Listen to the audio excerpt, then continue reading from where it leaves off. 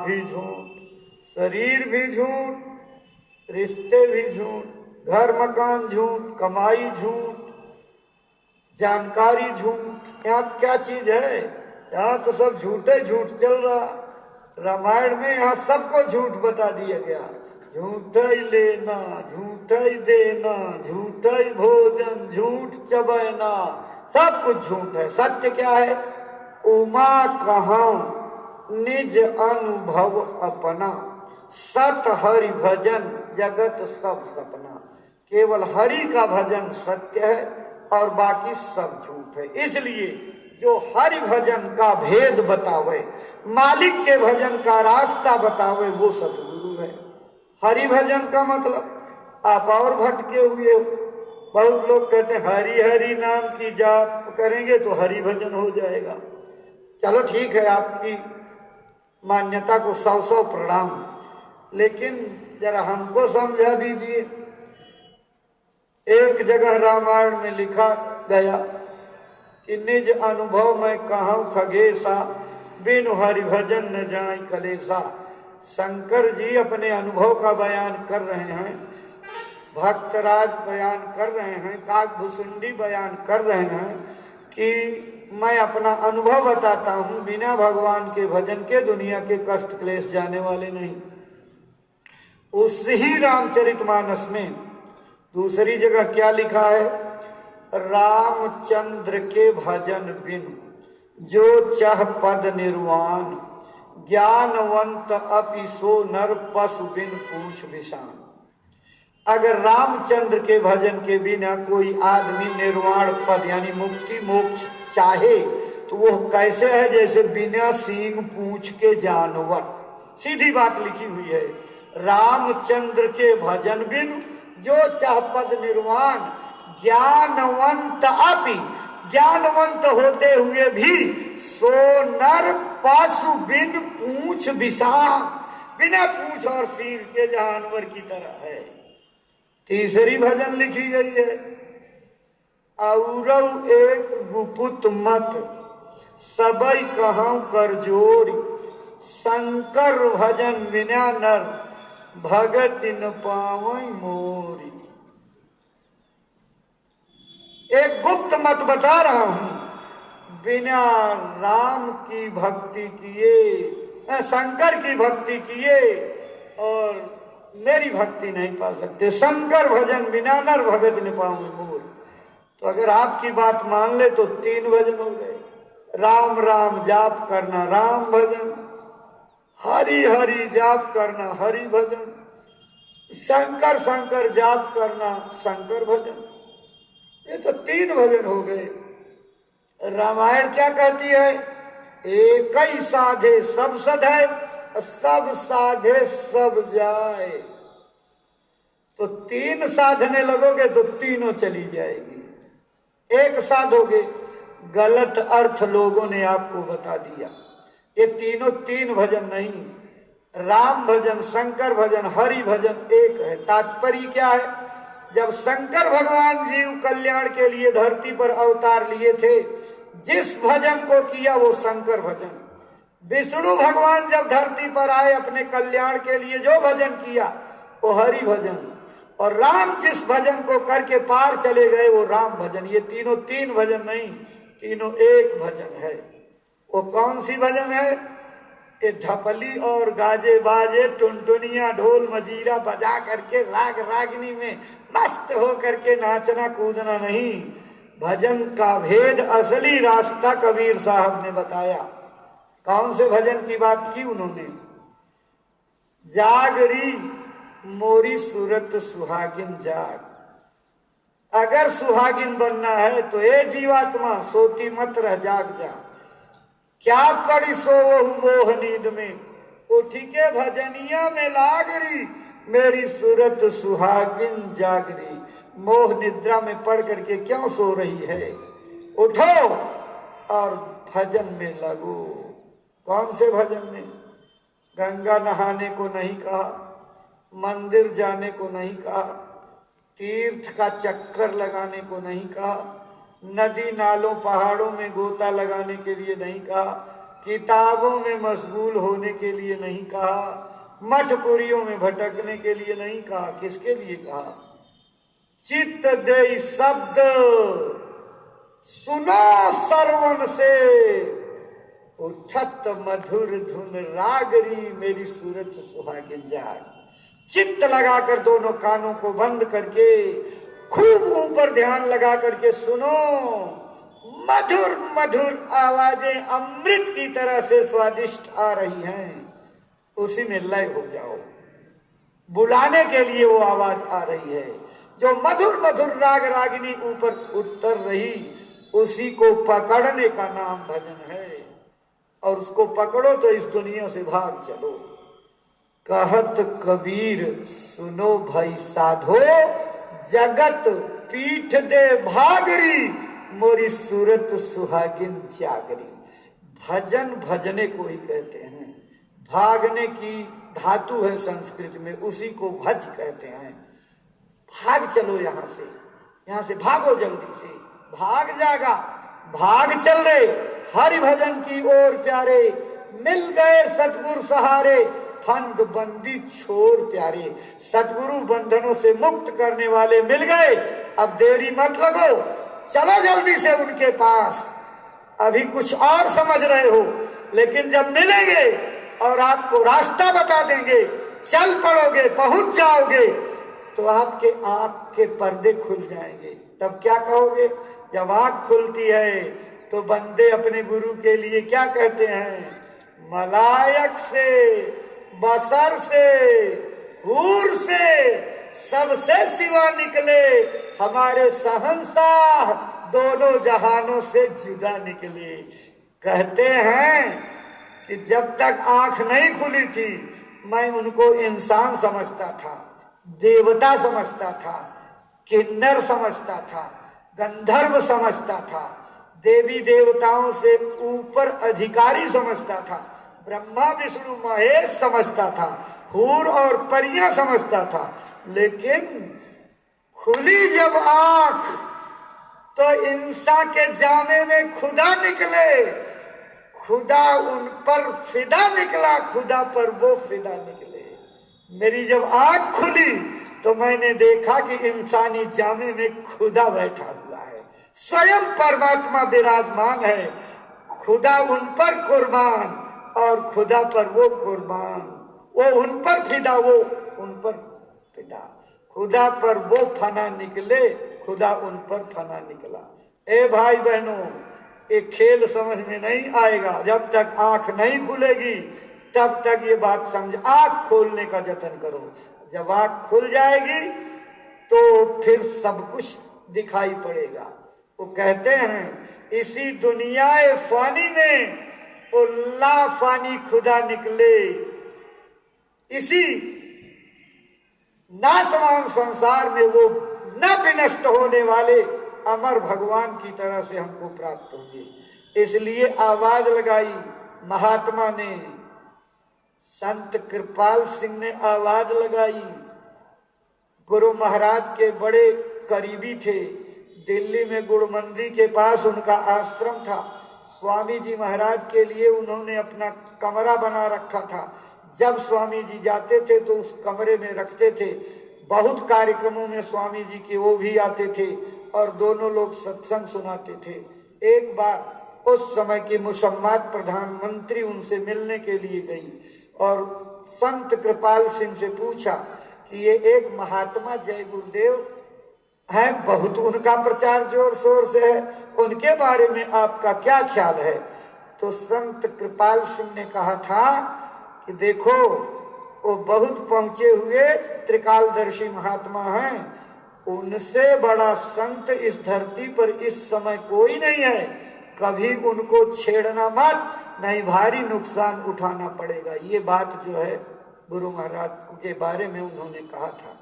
एक दृष्टांत यादगार का स्मरण है, गुरु महाराज के बारे में उन्होंने कहा था।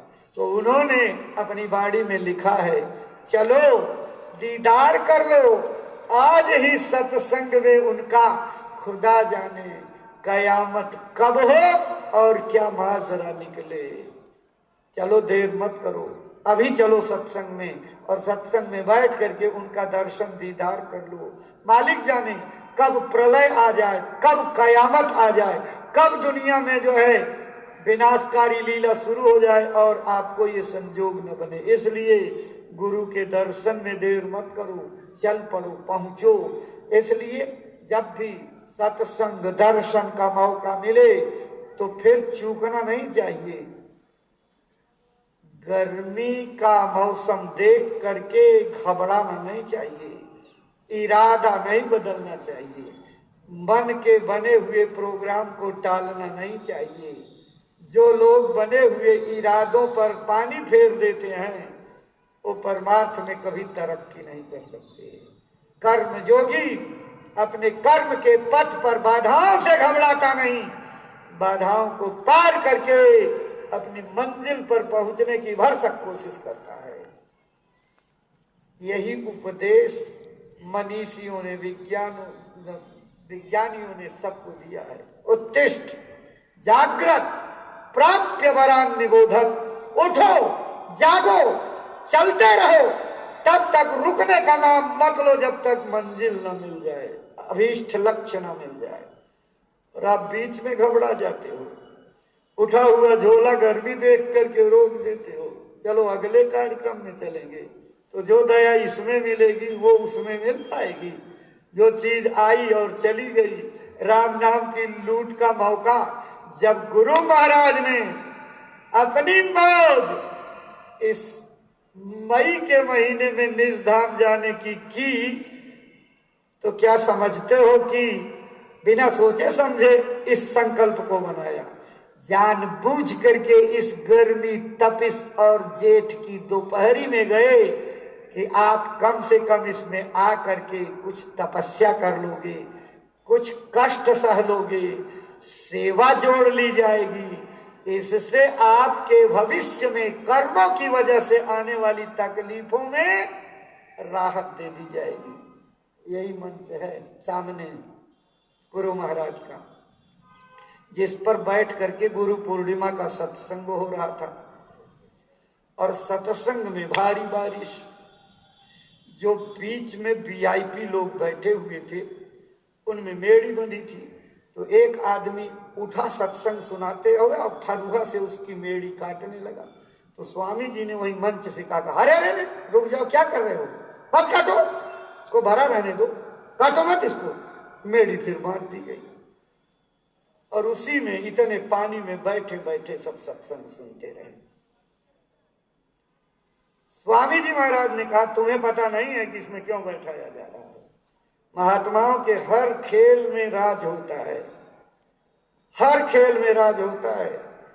उनकी खेल की महिमा कोई जान नहीं सकता। वो किससे क्या जो है चुकता करा देंगे ये नहीं जानते आप।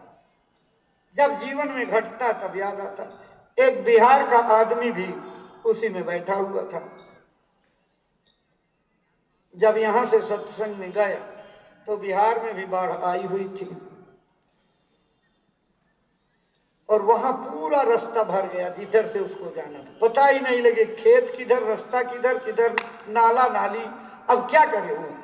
तो उसने गुरु महाराज को याद किया, हे गुरु महाराज अब कैसे जाए, जो है कुछ समझ में नहीं आता है। अंतः प्रेरणा हुई, लीक को पकड़े हुए चले जाओ। तो सड़क की किनारी जो होती है डामर रोड की, पैरों से उसी की ठोकर मार करके जहां जहां जैसे जैसे मुड़ी और उसी तरह से गई।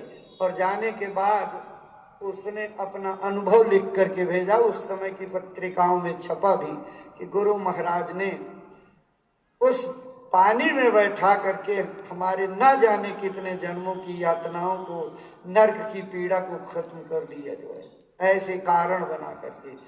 तो गर्मी के मौसम में गुरु महाराज का जाना और इस मौके पर गुरु महाराज का भंडारा आयोजित होना, ये परमार्थी प्रेमियों की एक कसौटी है, एक परीक्षा है, एक इम्तहान है, एक अंदाजा लगाने वाला है। कभी गुरु महाराज ने कहा था वक्त आएगा जब मेरे प्रेमियों की संख्या इतनी हो जाएगी तो मैं आग और पानी में कूदा करके परीक्षा लूंगा। यही तो है आग में कूदना, और क्या है? आग के जलते जो सोलों में कूदाएंगे, भीषण गर्मी में कूदाना। इसलिए अभी भी जो लोग अपने जिलों से ये आवाज को सुन रहे हैं और मन बना लिए थे कि यही भंडारा मना लेंगे, ये उचित नहीं है। एक प्रेमी के लिए, प्रेमी के लिए उचित ये है कि गुरु दरबार में पहुंच करके दरबार में भंडारा मनाया जाए। क्यों? भंडारे की ऐसी पुण्य घड़ियों में महात्मा अपने प्रेमियों की हाजिरी दर्ज करने के लिए अपने शब्द रूप से उतर करके बैठ जाते हैं। उनकी उपस्थिति के दर्शन का लाभ प्रेमियों को मिलता है और अपने रजिस्टर पर जो बायोमेट्रिक है वो बिल्कुल उनकी हाजिरी दर्ज होती चली जाती है। जिसकी हाजिरी दर्ज होती है उसकी हुज्जत नहीं होती, उसकी विपत्तियों में खड़े होकर के सहायक बनते हैं, मदद करते हैं, कर्मों को काट देते हैं, अंतःकरण को उजला कर देते हैं, साधना में तरक्की कर देते हैं, परमार्थ में आपको दौलत मिलने लगती है, दिखाई और सुनाई पड़ने लगता है। ये भंडारे की दया होती है। इसलिए भंडारे के कार्यक्रम में आने से चूको नहीं। जो चूक जाएंगे बहुत बड़े लाभ से वंचित हो जाएंगे। जो लोग सोचते हैं आज नहीं अगले वाले में कर लेंगे, तो आज का जो बंटने वाला धन बंट जाएगा तो अगले में ये थोड़ी बटेगा। जैसे विभिन्न मौके पर विभिन्न चीज बंट रही है, अब इस मौके पर अगर आम बंट रहा, हाजिर हो तो आम मिल जाएगा, और अगले मौसम में केला मिलेगा तो अब केले की जगह आप सोचो हमको आम मिल जाए तो आम कैसे मिलेगा? उसका तो दौर चला गया।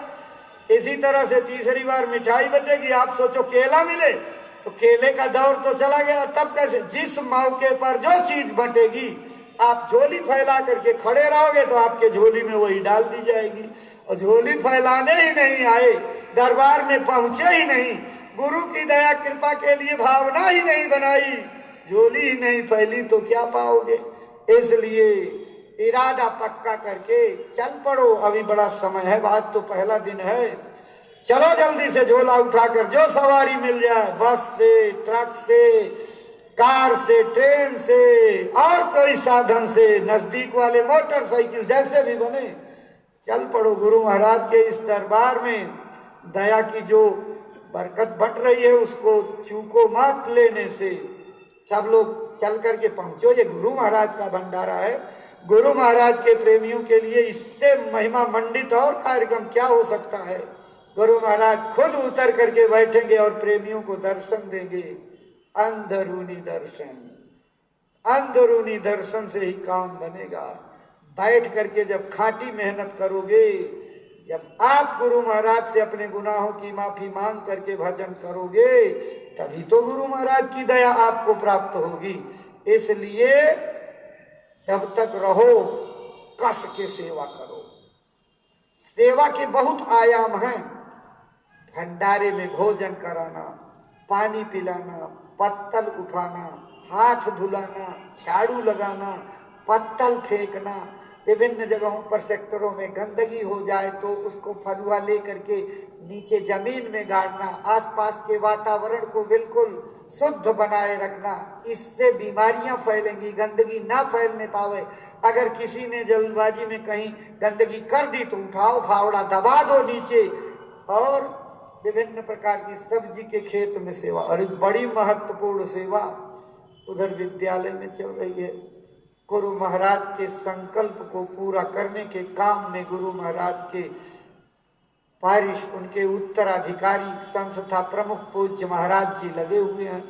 तो जितने लोग, आप सबसे प्रार्थना की गई थी, राजमिस्त्री सेवादार या कोई भी कारीगर, दरवाजा लकड़ी का काम करने वाले, किसी भी प्रकार की योग्यता के आदमी अपने जिले से आए हैं तो जब तक आप रहो अपनी सेवा दे दो।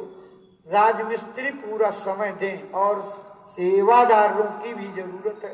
एक मिस्त्री के पीछे 4-5 सेवादार लगते हैं। आपके पास कोई हुनर नहीं तो चलो शरीर में बल है, ताकत है, तो चले गए वहाँ, बालू दे दिया, ईंटा दे दिया, गिट्टी दे दी, मसाला पहुंचा दिया, जो है और भी कोई साफ सफाई का काम है उसको कर दिया, बड़ा काम वहाँ चल रहा है। तो सेवा का बड़ा लाभदायी काम चल रहा है। तो अपने अपने जिलों में जतन करके जितने भी राजमिस्त्री आए हों या मजदूरी का काम अपने करते हों, सेवादार हैं, तो उनको सबको भेजिए और वहां पर लग करके एक मदद करवा दें। देखिए, अपना विद्यालय गुरु महाराज की दया से, अब गुरु महाराज के वचन थे कि इसको इंटर कराएंगे, तो अब पूज्य महाराज जी उसको इंटरमीडिएट की मान्यता के लिए कार्यवाही पर जुट गए हैं। तो भाई, जब इंटरमीडिएट की मान्यता होगी तो अध्यापकों की भी जरूरत पड़ेगी।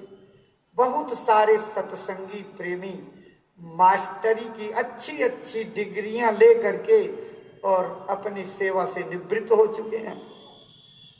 चलते चलाते आखिर बेला में कुछ आपकी सेवा हो जाए, आप भावना बनाइए।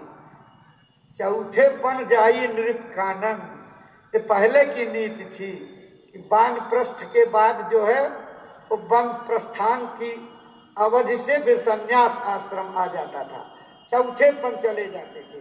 तो अपने कुल जीवन में कमाई करके लड़के बच्चों को सब जिम्मेदारी दे दी, सब कारभार सौंप दिया, प्रेम उनसे लगा हुआ है, थोड़ा सा कुछ सेवा करके परमार्थ में कमा लीजिए। तो जो लोग ऐसे विभिन्न यूनिवर्सिटियों से, इंटर कॉलेजों से या विभिन्न प्रकार के और कॉलेजों से सेवानिवृत्त हो चुके हैं और आपके पास योग्यता है, आपके पास क्षमता है, आप अपनी योग्यता का उपयोग गुरु महाराज के विद्यालय में कर दीजिए। आपके योगदान को लेकर के इसमें शिक्षा प्रणाली में सुधार हो जाएगा, पद्धति बदल जाएगी, आप जैसे योग्य लोगों से इसकी गुणवत्ता बढ़ जाएगी, जनप्रिय विद्यालय हो जाएगा, जनोपयोगी काम होने लगेंगे, ये विद्यालय और व्यापक क्षेत्र तक फैल जाएगा। आपकी सेवा सहयोग का योगदान गुरु महाराज के प्रकाश पुंज को और आगे बढ़ाएगा।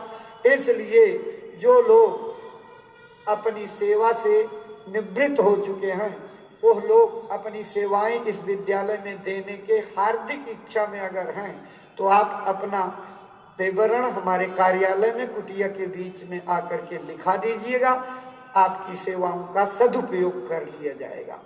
देखो, बहुत सारी बातें हैं जो एक एक करके आपको बताई जाएंगी। एक निवेदन करना है कि अपने पास पानी की टंकी सीमित है, पानी के साधन सीमित हैं और इस गर्मी के मौसम में पानी ज़्यादा खर्च करते हैं लोग, ज़रूरत भी ज़्यादा पड़ती है, प्यास भी ज़्यादा लगती है, एक के बजाय 3-3 बार लोग नहाते हैं। तो थोड़ा पानी की किल्लत का ध्यान रखिए। जब नहाने जाइए तो टोटी खोल करके पानी बह रहा हो, इत्मीनान से 15 मिनट साबुन लगा रहे, 15 मिनट में तो 20 बाल्टी खाली हो जाएगा। तो थोड़ा संयम से प्रयोग करिए, बंद कर दीजिए और खूब इत्मीनान से साबुन लगा लीजिए। उसके बाद जो है आप फिर पानी का दुरुपयोग न होने पावे। अपने अपने भंडारों में आप ड्रम व्यवस्थाओं के जो कार्यालय डिपो खुले हुए वहां से रख लीजिए, उस समुचित किराए पर आपको मिल जाए, ताकि समय पर आपको पानी की दिक्कत न। मान लो टैंकर भीड़ में फंस गया तो उससे निकलने में दिक्कत होती है। बहुत बार प्रार्थना की जाती है, ये दिल्ली भंडारे के बगल से जो सड़क जाती है, इस पर कोई दुकान मत लगाइए। टैंकरों के आने जाने में आपातकालीन सेवा करने वाले, दौरा करने वाले लोगों को बहुत दिक्कतें होती हैं, लेकिन भले आदमी लोग जिद करके इसी पर दुकानें लगाते हैं। अब आप ये बताइए, कोई ये हुक्म आदमी की तरफ से तो हो नहीं रहा, ये दरबार का है हुक्म, गुरु महाराज का हुक्म है। आप अपनी सांसारिक कमाई के लोभ लालच में इसके नाते गुरु महाराज के आदेशों की अवहेलना कर दोगे तो इस कमाई से आपको क्या फलीभूत होगा? वचनों का पालन ही भक्ति है। और आप आश्रम पर रहकर या गुरु भाई हो करके वचनों का पालन न किए तो कौन आपको भगत मानेगा? उधर से पत्ता गोल हो जाएगा कि ये कमाई कौन से काम आएगी। कुछ तो विचार रखा करो, जो बातें कही जाए, बताई जाए, समझाई जाए, निवेदन किया जाए। हाथ लोग जोड़ते हैं, 100 बार प्रार्थना करते हैं और आप जो है टरकाते हो। वो चले गए तो पीछे से फिर फैला लिया, वो चले गए तो फिर पीछे से तान दिया। जो है ये बेईमानी का काम है। इस बेईमानी से आपका कोई लाभ नहीं होगा। मन भले आपका संतुष्ट हो जाए कि हमको बड़ी कमाई हो जाएगी, लेकिन ये कमाई वचनों की अवहेलना करने से आपका नुकसान कर देगी। अरे एक जगह जहाँ आपको अलॉट होता है वहाँ भरोसा करके बैठो, मालिक की दया वहाँ आपको भरोसा करके रहिए, मिलेगी। लेकिन आप सोचते हो सारी कमाई इसी रास्ते पर है और लोग बौखलाहट में आप वचनों की अवहेलना कर देते हो, मौज बिगड़ जाती है। और मौज बिगड़ करके आप सोचो कि हम तरक्की कर लेंगे, इधर खूब तरक्की करोगे, लेकिन मेडिकल कॉलेज में भर्ती हो जाओगे, इस अस्पताल में, और सब जमा पूंजी जो है उसका 10 गुना लेकर के घर की पूंजी चली जाएगी, समझ आपके नहीं आएगी। वचनों की अवहेलना इतना बड़ा नुकसान कर देगी। हम कोई बहुत दुआ देने नहीं बैठे हैं कि आपको कोई मुसीबत घेर है, हम तो भलाई के लिए बैठे हैं। हम तो चाहते हैं कि आपके जीवन में कोई आफत ना आने पावे, निरापद रहो, जो है कोई तकलीफ आपके अंदर ना आवे। तो सब लोग वचनों के पालन का ध्यान दीजिए, जो प्रार्थना की जाए उसको मानिए। आप एक आदर्श सत्संगी बनिए, केवल कमाई करने के लिए और धोखे की पूंजी कमा करके अपने परमार्थ का गला मत घोटो, ये बड़ा नुकसान आपका करेगा। पूंजी तो कमा लोगे, ये पूंजी चली भी जाएगी। राम विमुख संपत्ति प्रभुताई, जाई रही पाई बिन पाई। अगर गुरु के विमुख होकर के आदेश के वर खिलाफ चल करके अगर आपने संपत्ति और प्रभुता पाली, तो वो पाना ना पाना दोनों बराबर हो जाएगा। तो फिर क्या रह जाएगा, क्या रहेगा? सम्मानजनक रहो, सम्मानजनक, आपका सम्मान बना रहे, गुरु महाराज के चरणों में लगे रहो, दया कृपा पाओ, किसी तरह की दिक्कत ना हो। भाई बहनों, विभिन्न जिलों में गौशाला की सेवा की रसीदें पहुंची हुई हैं। ये गुरु महाराज के गौशाले के भूसा और चारे की व्यवस्था करने के लिए निवेदन किया गया है, उसके रजिस्टर भी बटे हुए हैं। यानी इसलिए ये दोनों उपाय किए गए हैं, जैसे भी बने इस मेले में आने वाला कोई सत्संगी सेवा से बच न पाए, कोई भाई बहन बच्चा बच्ची बचे ना, सबकी कुछ न कुछ सेवा परमार्थ में गुरु महाराज के दरबार में आनी चाहिए। तो अपनी रसीदें सब लोग कटवा करके गौशाला के भूसे की सेवा दीजिएगा और रजिस्टरों पर अपनी सेवाएं दे करके अपना नाम दर्ज कराइएगा। गुरु महाराज की इस जान से प्यारी गौओं की सेवा के लिए जो अभियान चलेगा, इन रजिस्टरों पर और झोली वाले आपके बीच में जब सत्संग की आखिरी बेला आएगी, खड़े होंगे, तो आपके लिए जो है कह दिया जाएगा, खड़े हो जाएंगे, अपनी सेवा उस झोली में डाल दीजिएगा। आपकी सेवाएं गुरु महाराज के दरबार में गुरु महाराज के संकल्प को पूरा करते हुए धर्माधक कार्यों में पूज्य महाराज जी द्वारा लगा दी जाएंगी। इसलिए पूरा हर जगह आपका ध्यान रहे। देखो, गुरु महाराज की दया से औषधि के रूप में आशीर्वाद प्राप्त गन्ने का शरबत भंडारे के पास मिल रहा। यहाँ नीम का पेड़ जो लगा है, यहाँ भी शायद लग गया होगा, अभी हमको जानकारी नहीं मिल पाई, लग गया तो दोनों जगह पर मिल रहा है।